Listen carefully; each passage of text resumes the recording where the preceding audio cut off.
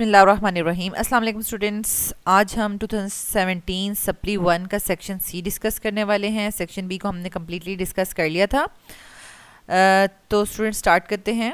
Question number 3A, describe the acidic और basic nature of following in detail, support your answer with the suitable chemical equations. यानी अब हमें यहाँ पर sodium oxide और chlorine 7 oxide given है। ठीक है, क्लोरीन 7 ऑक्साइड। वैसे अगर आप चैप्टर में देखें तो हमारे पास क्लोरीन 1 ऑक्साइड भी है और क्लोरीन 7 ऑक्साइड भी है, लेकिन इन्होंने सिर्फ 7 दिया है, क्लोरीन 1 नहीं दिया। ठीक है, तो पीरियड 3 में आपको पता है कि सोडियम, उसके बाद मैग्नीशियम, फिर एल्यूमिनियम, सिलिकॉन, फॉस्फोरस, क्लोरीन, ठीक है, और ये आपके पास ऑक्साइड्स आते हैं। ठीक है, तो इसमें से ये सब भी पूछ सकते हैं, फुल क्वेश्चन भी आ सकता है। ठीक है, और बीच में से कुछ का अगर पूछेंगे एसिडिक और बेसिक नेचर, तो वो हम जो है वो उस उन्हीं का ही बताना होगा। तो यहाँ पर हम जो है जस्ट सोडियम एंड क्लोरीन के ऑक्साइड्स को देखेंगे। ऑलरेडी आपने इनकी जो है फुल वीडियो की जो है वो देख ली हुई है, हेल्पिंग वीडियो फुल। ठीक है, यानी तमाम जो पीरियड 3 के ऑक्साइड्स हैं, सोडियम टू ऑर्गॉन, ठीक है, उनकी आपने हेल्पिंग वीडियोस वॉच कर लिए हैं। ठीक है, तो अब आपको जस्ट पता है कि जो सोडियम ऑक्साइड से रिलेटेड है, हमने सिर्फ उसको ही यहाँ पर लिखना है। ठीक है, इसी तरह ये क्लोरीन 7 ऑक्साइड है, इसके 2 ऑक्साइड एग्जिस्ट करते हैं, लेकिन हमने सिर्फ क्लोरीन 7 ऑक्साइड जो कि वेरी स्ट्रांगली एसिडिक है, उसका reaction with the water and reaction with the base हमने यहाँ पर लिखना है। ठीक है, तो साथ साथ जो उसकी जो है वो हमारे पास, जैसे अब ये एसिडिक एक्ट कर रहा था, ठीक है, ये क्लोरीन के ऑक्साइड्स एसिडिक एक्ट कर रहे हैं, तो वो भी डायरेक्टली बेस के साथ रिएक्ट कर सकते हैं और उनको हम एसिड के में कन्वर्ट करके भी बेस के साथ रिएक्ट करवा सकते हैं। ठीक है, तो ये पूरी प्रॉपर सारी इक्वेशंस लिखनी है आपने। नेक्स्ट आपके पास आ जाएगा question number 3B, explain why the solubility of alkaline earth metal hydroxide in water increases down the group. अब ये सॉल्युबिलिटी जो थी, ठीक है, सेकंड ग्रुप की, तो वो काफ़ी दफ़ा 2-3 पेपर्स में रिपीट हो चुका है। मैंने एक का रेफरेंस लिख दिया यहाँ पर। ठीक है, और अब आ जाता है solubility of alkaline earth metal carbonates and sulphates. ठीक है, हाइड्रोक्साइड्स तो 2-3 दफ़ा पूछा जा चुका था, तो इसमें एक नई चीज़ जो है सॉल्युबिलिटी कार्बोनेट्स और सल्फेट्स की पूछी हुई है। ठीक है, कि वाटर में वो डाउन द ग्रुप इनकी सॉल्युबिलिटी डिक्रीज करती है। और थर्ड क्वेश्चन है, bond enthalpy of fluorine is less then a bond enthalpy of chlorine. ठीक है, यानी हम यानी फ्लोरीन के बॉन्ड को इजीली तोड़ सकते हैं, इजीली, ठीक है, इजीली तोड़ सकते हैं, और जो क्लोरीन का बॉन्ड है वो तोड़ने में थोड़ा सा हाई एनर्जी लगेगी। ठीक है, तो अब हमें इस चीज़ को रीज़न बतानी है। हालांकि साइज़ ऑफ द फ्लोरीन छोटा है, ठीक है, तो उसका स्ट्रॉन्ग बॉन्ड बनना चाहिए और उसको जो है ज़्यादा एनर्जी, उसकी बॉन्ड एंथैल्पी ज़्यादा होनी चाहिए, लेकिन उसकी बॉन्ड एंथैल्पी भी कम होती है। ठीक है, तो इस तरह के जो अनॉमलीस बिहेवियर होते हैं वही क्वेश्चंस आपसे पेपर में पूछे जाते हैं। ठीक है, तो यहाँ पर देखिए हमारे पास solubility of sulphates of alkaline earth metals, पहले आप सल्फेट्स की बारे में बात करेंगे, ठीक है, फिर उसके बाद कार्बोनेट्स के बारे में। तो solubility of alkaline earth metal sulphates decreases down the group because, ठीक है, अब यहाँ पर आप रीजन लिख रहे हैं, बिकॉज इन सल्फेट सल्फेट आइन इज बिगर। ठीक है, अब क्या होता है कि मेटल के साथ आपने देखना है कि बिगर एन आइन जुड़ा हुआ है या स्मॉलर एन आइन जुड़ा हुआ है। ठीक है, जो एनाइन है वो बिगर है या स्मॉलर है। तो अगर बिगर एनाइन होता है, ठीक है, तो फिर हमने क्या करना है, लेटेस्ट एनर्जी को इस जब एनाइन बिगर होता है तो हम लेटेस्ट एनर्जी को इग्नोर कर देते हैं। लेटेस्ट एनर्जी क्या होती है, जो इस बॉन्ड को तोड़ने के लिए यूज़ हो रही होती है, ठीक है, उसको हम इग्नोर कर देते हैं। ठीक है, वो लेस डोमिनेंट होती है और बल्कि मोर प्रोमिनेंट या जो एनर्जी होती है वो कौन सी होती है, हाइड्रेशन एनर्जी। ठीक है, और हाइड्रेशन एनर्जी भी हम मेटल के अकॉर्डिंगली देख रहे हैं, क्योंकि एनाइन तो सब में एक जैसा ही है। ठीक है, एनाइन सब सल्फेट्स में एक ही जैसा है, सल्फेट सल्फेट सल्फेट। अब लेकिन टॉप टू बॉटम जा रहे हैं तो मेटल चेंज होती जा रही है। तो मेटल की जो वो हाइड्रेशन एनर्जी है ना, हाइड्रेशन एनर्जी यानी हम इसको वाटर में डिजोल्व कर रहे हैं तो मेटल को वाटर जो है वो सराउंड करता है, तो जितनी एनर्जी जो है वो रिलीज होती है। ठीक है, तो जितनी छोटी मेटल का साइज होगा उतना अच्छे से उसको वो वाटर के मॉलिक्यूल सराउंड करते हैं। ठीक है, और उसकी जो हाइड्रेशन एनर्जी वो ज़्यादा होती है एज़ कम्पेयर टू जितना लार्ज साइज़ होगा। ओके, तो तो यहाँ पर हमने डिसाइड कर लिया कि जो एनाइन था वो बिगर इन साइज था, इसलिए हमने जो है वो लैटिस एनर्जी को जो है वो इग्नोर कर दिया। अब हम हाइड्रेशन एनर्जी को देख रहे हैं। So hydration energy overcomes the lattice energy, और डाउन द ग्रुप क्या होता है, हाइड्रेशन एनर्जी डिक्रीज करती है। जैसे मैंने आपको पहले बता दिया कि साइज ऑफ द मेटल बढ़ रहा है तो वाटर के मॉलिक्यूल्स उसको अच्छे से हाइड्रेट नहीं कर पाते, सराउंड नहीं कर पाते, तो उसकी हाइड्रेशन एनर्जी लेस हो जाती है। और स्मॉल साइज की जो मेटल्स होती हैं उनकी हाइड्रेशन एनर्जी ज़्यादा होती है, ठीक है। तो अब इसकी रीज़न क्या लिखा है, due to increase in size of the cations of the अल्काइन earth metals the solubility of the sulphates decreases down the group. इसलिए टॉप टू बॉटम जाते हुए अब हाइड्रेशन एनर्जी लेस होती जा रही है, ठीक है। तो अच्छे से वाटर्स को सराउंड नहीं करता, इसका मतलब है कि सॉल्युबिलिटी भी सल्फेट्स की क्या होती जा रही है, लेस होती जा रही है, ठीक हो गया। अब इसकी एग्जांपल्स में हमारे पास बता रहे हैं कि टॉप टू बॉटम जाते हुए कि beryllium and magnesium Fairlie water soluble हैं, ठीक है। लेकिन उसके बाद जब कैल्शियम है वो बहुत ही मुश्किल से, यानी सफिशेंटली सॉल्युबल है, और जो स्ट्रॉन्शियम एंड बेरियम है वो ऑलमोस्ट इनसॉल्युबल है, वो सॉल्युबल ही नहीं हो रही। यानी टॉप टू बॉटम जाते हुए सॉल्युबिलिटी कैसे डिक्रीज कर ली, फेयरली सॉल्युबल से sufficiently and then almost insoluble में ये जा रहा है। Solubility of carbonates of alkaline earth metals, ठीक है।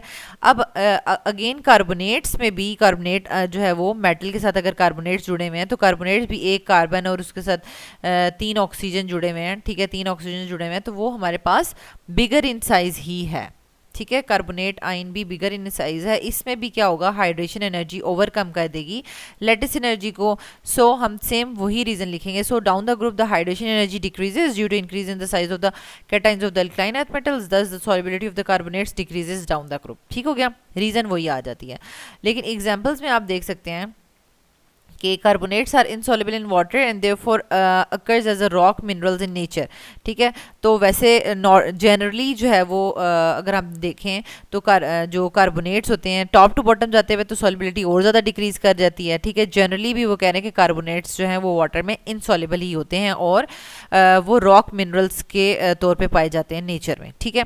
However, they dissolve in the water containing carbon dioxide. लेकिन अगर जैसे कि अभी अब कैल्शियम कार्बोनेट है तो वो उस वाटर में डिजोल्व हो जाएंगे जिसमें कार्बन डाइऑक्साइड प्रेजेंट होगा, क्योंकि वो बना देते हैं कैल्शियम बाइकार्बोनेट्स जो कि वाटर सॉल्युबल होता है, ठीक है। तो ये इक्वेशन भी आपको लिखनी आनी चाहिए।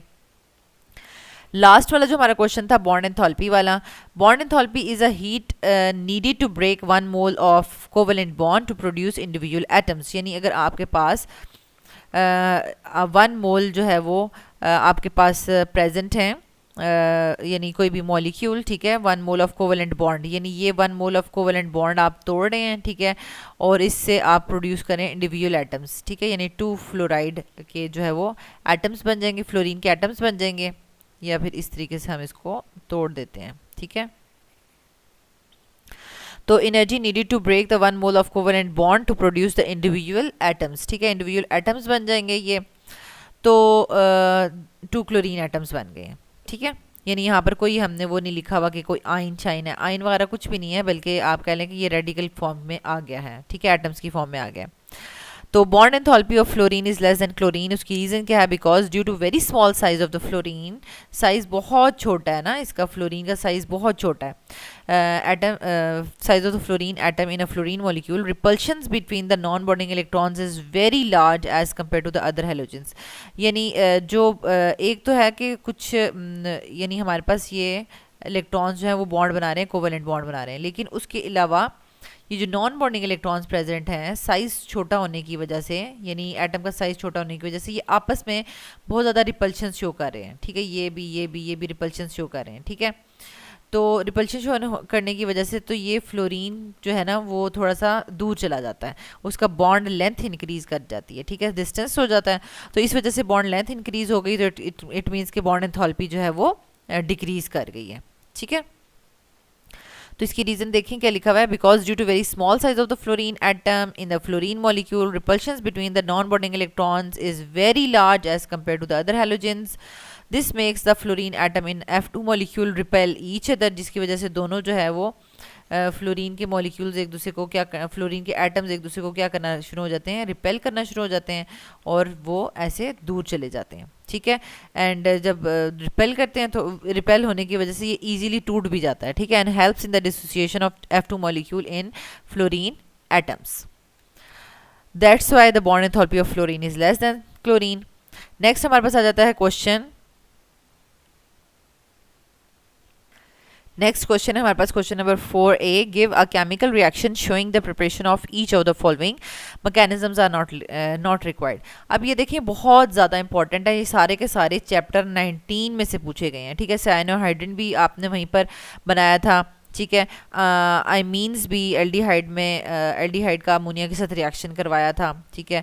ऑक्साइम्स, एसिटॉल्स, मेटाफॉर्मेल्डिहाइड, फिनाइल हाइड्रोजोन, ऐसी जो भी जितने भी कंपाउंड्स हैं ऑर्गेनिक कंपाउंड्स के डेरिवेटिव्स, ये हमने चैप्टर 19 में ही प्रिपेयर किए हैं। डिफरेंट डिफरेंट और मुश्किल मुश्किल से नाम है, ठीक है, लेकिन आपने ऑलरेडी किया हुआ है तो आपको आता है। आपने मैकेनिज्म्स नहीं लिखने, जस्ट आपने इनकी प्रिपरेशन लिखनी है, ठीक है।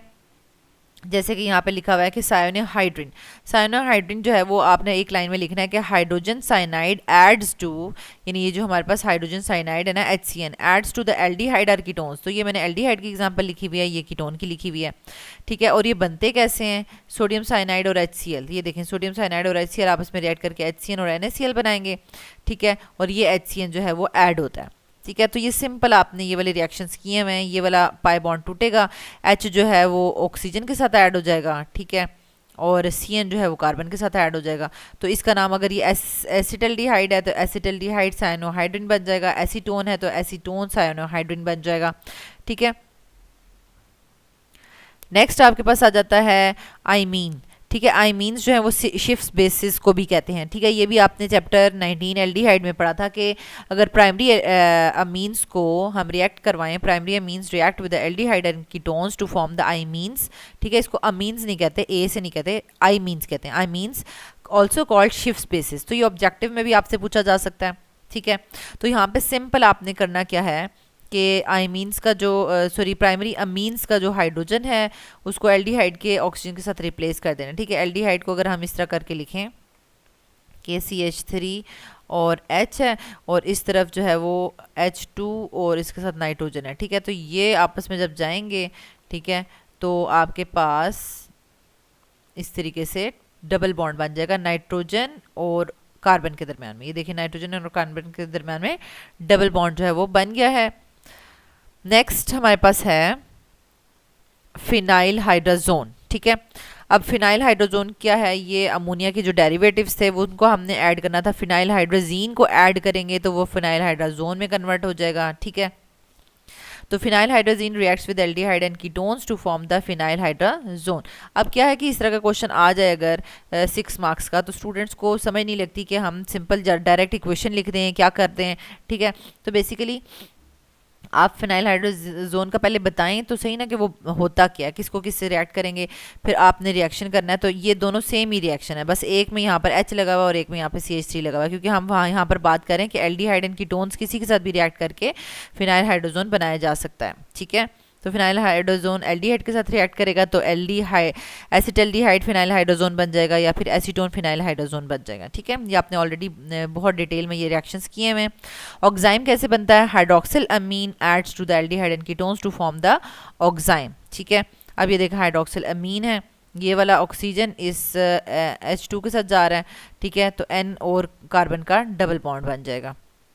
एल्डिहाइड एंड कीटोन्स दोनों के साथ रिएक्शन लिख दिया है। एसिटॉल्स क्या होते हैं, aldehydes combine with the alcohols, ठीक है। ये एल्डिहाइड्स हैं, एसिटल्डिहाइड, ठीक है। अब यहाँ पर हमने जस्ट एल्डिहाइड लिखा है तो हम सिर्फ एल्डिहाइड की इक्वेशन लिखेंगे। एसिटॉल्स में कीटोन्स रिएक्ट नहीं करते, ठीक है। कीटोन्स जो हैं वो अल्कोहल्स के साथ रिएक्ट करके एसिटॉल्स नहीं बनाते, ठीक है। इस चीज़ का आपने ध्यान रखना है।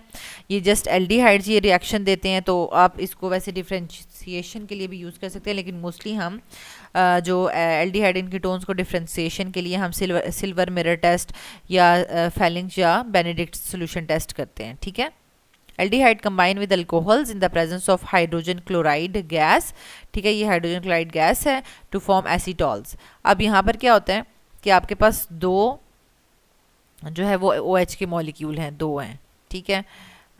एक में से जो है वो H जाएगा और एक में से OH जाएगा। जिसमें से H जाएगा वो नेगेटिव उसके सब पोर्शन रह जाएगा और जिसमें से OH जाएगा वो पॉजिटिव पोर्शन रह जाएगा, ठीक है। तो यहाँ पर ये नेगेटिव है, ये पॉजिटिव है, तो नेगेटिव इसको अटैच कर लेगा और जो है वो पॉजिटिव इसको अटैच कर लेगा, ठीक है। तो आपके पास ये दोनों में OC2H5 ग्रुप्स जो है वो नज़र आ रहे हैं। ठीक है, तो लास्ट में हमारे पास आ जाता है meta formaldehyde. Formaldehyde polymerises in the presence of dilute sulphuric acid to give meta formaldehyde. तो ये आपने ऑलरेडी किया हुआ है ऑर्गेनिक केमिस्ट्री में। नेक्स्ट हमारे पास question number 4b, describe in detail the formation of 2 moles of acetone by ozonolysis of a suitable alkene. अब ये देखें, वो कह रहे हैं कि 2 moles एसीटोन के ही बनेंगे। तो सबसे पहले तो आपको ये पता होना चाहिए कि एसीटोन होता कैसा है। ठीक है, this is the acetone, carbonyl के दोनों तरफ CH3 लगाओ। तो अब आपने सुटेबल एल्कीन जो है वो सिलेक्ट करना है। सुटेबल एल्कीन ऐसे ही सिलेक्ट होता है कि अगर हम यूँ रखें और हमें पता हो कि हमने इन चारों पोजीशंस पर क्या ग्रुप्स लगाने हैं, ठीक है, और ओजोनोलाइसिस करवानी है। तो जो ग्रुप्स यहाँ पर एसीटोन में होंगे वही ग्रुप्स हमने यहाँ पर सेलेक्ट कर लेने हैं। ठीक है, उन्होंने कहा कि बस 2 मॉलिक्यूल्स एसीटोन के बनेंगे, तो एक मॉलिक्यूल इधर से बन जाएगा एसीटोन का और एक मॉलिक्यूल इधर से बन जाएगा। ठीक है, तो ये आपने ले लिया है। अगर हम इसकी नंबरिंग करें 1 2 3 4, 2 3 डाइमिथाइल 2 ब्यूटीन जो है वो लेंगे तो आपके पास 2 मोल्स ऑफ एसीटोन बन जाएंगे। ठीक है, तो ये एज इट इज़ रिपीट हो रहा है क्योंकि बहुत दफ़ा ओजोनोलाइसिस के क्वेश्चंस पीछे आ चुके हैं। अब हमने ये ले लिया 2, अब मैंने यहाँ पे लिखा नहीं है लेकिन आपने लिखना है 2 3 डाइमिथाइल 2 ब्यूटीन। ठीक है, 2 ब्यूटीन, उसकी ओजोनोलाइसिस कर रहे हैं और रीअरेंजमेंट होगी और देन आपके पास क्या हो जाएगा, बल्कि ऊपर मैंने नाम लिखा हुआ है। ठीक है, नेक्स्ट है ये आपके पास ओजोनॉइड जो है वो ब्रेक डाउन होगी वाटर की प्रेजेंस में उसकी 100 डिग्री सेंटीग्रेड पे, और फिर आपके पास हाइड्रोजन पेरोक्साइड जिंक के साथ रिएक्ट करके जिंक ऑक्साइड बना देगा। ठीक है, नेक्स्ट आपके पास आ जाएगा क्वेश्चन नंबर 4 का C part. An organic compound with the molecular formula C3H6O forms 2,4 dinitrophenyl hydrazine derivative. जैसे ही 2,4 डाइनाइट्रोफिनाइल हाइड्रोजीन डेरिवेटिव आया है तो आपको एकदम से चला जाना चाहिए कि हम चैप्टर 19 से बात करें। ठीक है, चैप्टर 19 में आपने या तो एल्डिहाइड पढ़े हैं या फिर आपने कीटोन्स पढ़े हैं। ठीक है, तो इसका मतलब है कि जो भी हमें दिया जा रहा है, ठीक है, ये C3H6O वाला, ठीक है, तो ये जनरल फार्मूला एल्डिहाइड या कीटोन्स का ही होगा। ठीक है, on oxidation it gives the mixture of acetic acid and formic acid. और जब इसकी कोई स्ट्रक्चर होगी और हम उसकी जब ऑक्सीडेशन करेंगे तो वो फॉर्मिक एसिड भी बनाता है और एसिटिक एसिड भी। तो यहाँ से आपको क्या आइडिया मिल रहा है कि एल्डिहाइड या कीटोन्स की जब ऑक्सीडेशन होगी तो फॉर्मिक एसिड, यानी फॉर्मिक एसिड है कि 1 कार्बन वाला एसिड, और एसिटिक एसिड मतलब 3 कार्बन वाला एसिड, यानी 2 कार्बन वाला एसिड, यानी टोटल 3 कार्बन वाला एल्डिहाइड या कीटोन है। और जब वो उसकी ऑक्सीडेशन होगी वो टूटेगा तो एक साइड 1 कार्बन वाला और एक साइड पे 2 कार्बन वाला एसिड बनेगा। ठीक है, तो ये यहाँ से तो पता चल गया कि ये एल्डिहाइड तो नहीं हो सकता, क्योंकि अगर आपके पास 3 कार्बन एल्डिहाइड होता, ठीक है, 3 कार्बन एल्डिहाइड होता तो वो टूट के 2 तरह के हमें एसिड ना देता। ठीक है, अगर इसकी आप ऑक्सीडेशन करा रहे हैं तो सिंपल यहाँ पर ऑक्सीजन ऐड हो जाता और ये आपको 3 कार्बन वाला एसिड दे देता। ठीक है, तो इट मीन्स कि ये जो 2 टाइप्स के एसिड्स मिल रहे हैं तो ये कीटोन्स की ऑक्सीडेशन से ऐसा होता है। ठीक है, तो हमने इसको आइडेंटिफाई करना है कंपाउंड को। ठीक है,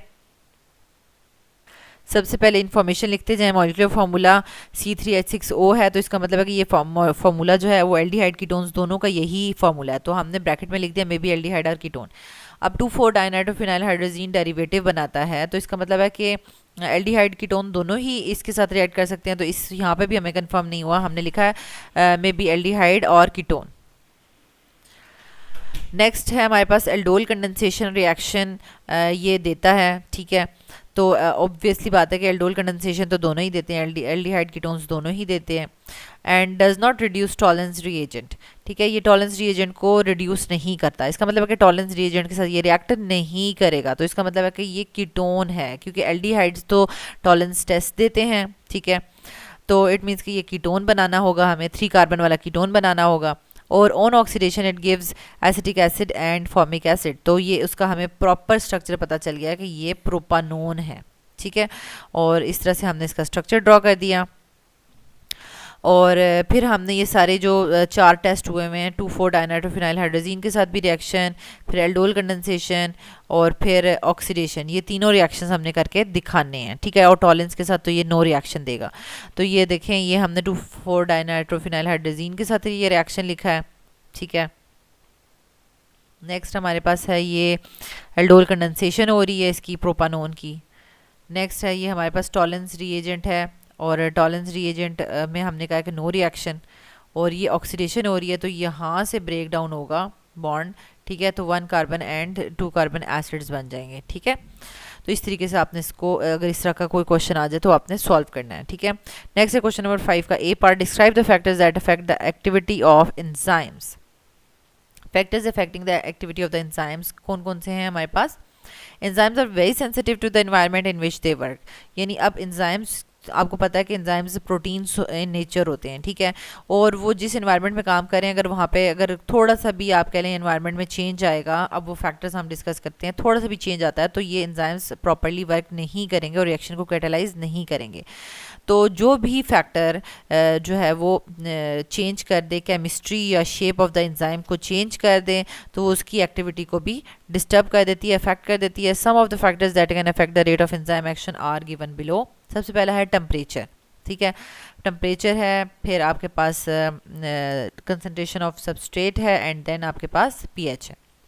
अच्छा, टेम्परेचर को देखेंगे कि अगर टेम्परेचर फॉर एग्जांपल एक एंजाइम है, वो अगर हम कहते हैं 37 डिग्री सेंटीग्रेड पे अच्छे से वर्क करता है, ठीक है, और टेम्परेचर अगर कम हो जाएगा या टेम्परेचर जो है वो ज़्यादा हो जाएगा, दोनों सिचुएशंस पे जो है वो रिएक्शन जो है वो कैटालाइज नहीं होगा और रिएक्शन जो एंजाइम की एक्टिविटी जो है वो डिक्रीज कर जाएगी, ठीक है। Increase in temperature speeds up the rate of enzyme catalyse reaction but only to a point, लेकिन एक पॉइंट तक ही जो है वो टेम्परेचर बढ़ाने से एंजाइम जो है वो एंजाइम कैटालाइज रिएक्शन का रेट बढ़ता है, ठीक है, एक पॉइंट होता है। Every enzyme work at its maximum rate at a specific temperature, ठीक है, called optimum temperature for that enzyme. Her enzyme का एक ऑप्टिमम टेम्परेचर होता है, तब तक आप ऑप्टिमम टेम्परेचर तक टेम्परेचर बढ़ाएं तो रेट ऑफ रिएक्शन बढ़ता रहता है, ठीक है।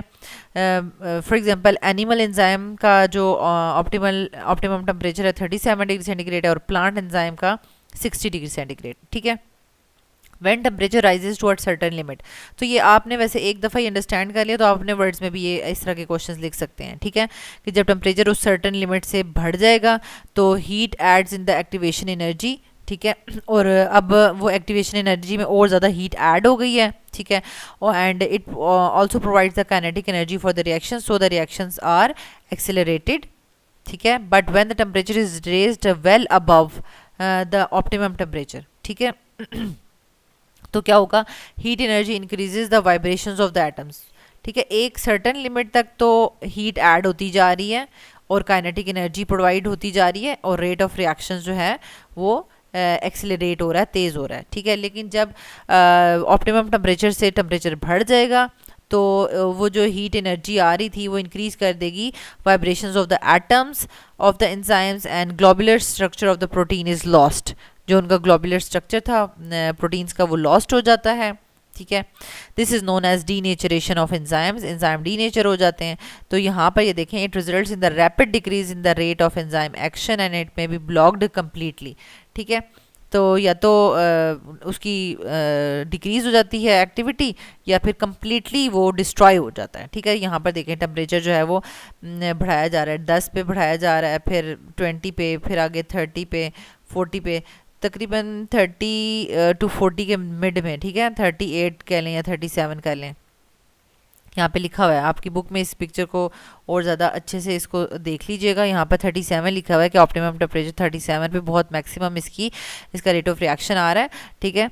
तो अब एंजाइम स्ट्रक्चर जो है वो एट हाई टेम्परेचर डिस्ट्रॉय हो जाता है, ठीक है, and rate of reaction decreases rapidly, एकदम से फास्ट डिक्रीज आया, ऐसे नहीं आया आराम आराम से, ठीक है, बिल्कुल ऐसे फास्ट डिक्रीज आया है, ठीक है, रेट ऑफ रिएक्शन में। नेक्स्ट हमारे पास आ जाता है factor substrate concentration. If the enzyme molecules are available in a reaction, increase in substrate concentration increases the rate of reaction, ठीक है। यानी फॉर एग्जांपल यहाँ पर एंजाइम है जो रिएक्शन को कैटालाइज करता है, ठीक है, तो ढेर सारे एंजाइम्स पड़े हुए हैं, ठीक है, तो अब आप सबस्ट्रेट देते जा रहे हैं तो वो ठीक है, मतलब एंजाइम अगर अवेलेबल होंगे सबस्ट्रेट बढ़ाने से रेट ऑफ रिएक्शन बढ़ता जा रहा है, ठीक है। बट अगर सारे के सारे एंजाइम ऑक्युपाइड हो गए हैं, ठीक है, if enzyme concentration is kept constant and the amount of the substrate is increased, और अगर एंजाइम कांस्टेंट है, बस इतना ही एंजाइम है और आप सबस्ट्रेट बढ़ाई जा रहे हैं, तो अब क्या होगा, 2 सबस्ट्रेट तो आके इसके साथ अटैच होंगे और फर्दर सबस्ट्रेट ऐड करने से रेट ऑफ रिएक्शन इंक्रीज नहीं होगा, ठीक है। Further increase in the substrate concentration not increases the rate of reaction any more, ठीक हो गया। तो अब इसको हमें क्या करना होगा, this state is called saturation of active site, यानी जितनी भी एक्टिव साइट्स थी वो सबस्ट्रेट ने ऑक्यूपाई कर ली हैं, अब हम मजीद सबस्ट्रेट देते जा रहे हैं तो वो एक्सेस में आ गया है, ठीक है। And the rate of reaction does not increase. तो अब यहाँ पर देखें इसका आपने ये ग्राफ्स वगैरह ज़रूर ड्रॉ करने हैं, क्योंकि फैक्टर्स अफेक्टिंग में कुछ स्टूडेंट्स बस लिख देते हैं, ग्राफ नहीं ड्रॉ करते, तो आधे नंबर वैसे ही कट जाते हैं, ठीक है। अब एक्स एक्सिस पे सबस्ट्रेट कंसंट्रेशन है, वाई एक्सिस पे जो है एंजाइम की एक्टिविटी है, मैक्सिमम रेट इस जगह पर हमें नज़र आया, इस जगह पर, ठीक है। एरो से आपने शो करना है increasing substrate concentration increases the rate of reaction, यानी एक मैक्सिमम पॉइंट है, ठीक है। तब तक अगर आप सबस्ट्रेट बढ़ाते रहें तो रेट ऑफ रिएक्शन बढ़ता रहता है, लेकिन उसके बाद क्या होगा, एट द ऑप्टिमम कंसंट्रेशन, यहाँ ये ऑप्टिमम कंसंट्रेशन थी सबस्ट्रेट की, ठीक है। All active sites are full and working at maximum efficiency. उसके बाद अगर हम बढ़ाएंगे, any increase in the concentration beyond the optimum conditions will have no effect on the rate of reaction, ठीक हो गया। तो इस तरीके से आपने इसको प्रैक्टिस भी करनी है, ड्रॉ भी करना है। लास्ट में आ जाता है पीएच का, all enzymes work at there maximum rate at a narrow pH range. ऐसा नहीं है कि मतलब हम कहें कि 15 से लेकर 30 तक पीएच के बीच में कोई एंजाइम काम कर रहा है, नो नो, बिल्कुल नैरो रेंज होती है, 15 to 17 कर लें, ठीक है, 19 to 20 कर लें, यानी नैरो रेंज ऑफ पीएच पे जो है वो एंजाइम्स काम करते हैं, इनको हम ऑप्टिमम पीएच कहते हैं। A slight change in this pH causes retardation in the enzyme activity, enzyme activity या तो रुक जाती है, ठीक है, कम हो जाती है, या बिल्कुल ही ब्लॉक हो जाती है, ठीक है, block it completely. Enzyme every enzyme has its specific optimum pH value, ठीक है। जैसे कि यहाँ पर हमें दो एग्जांपल्स बताई हुई हैं कि पेप्सिन जो एंजाइम है, ठीक है, जो स्टमक में वर्क करता है, वो एसिडिक मीडियम में काम करता है, तो उसकी पीएच 2 होती है। इसी तरह trypsin working in the small intestine, तो ये अल्कलाइन मीडियम में काम करता है, तो इसकी पीएच जो है वो 8.9 होती है, ठीक है। तो 8.9 के करीब करीब ही जो है ये आप वर्क कर सकेगा। अगर बहुत ज़्यादा चेंज हो जाएगी पीएच तो ये डिस्ट्रॉय हो जाएंगे एंजाइम्स। देन लास्ट में स्टूडेंट्स हमारे पास है 5B question, explain the following terms, acid rain, green house effect, ये ऑलरेडी रिपीट हो चुके हैं क्वेश्चंस, ठीक है।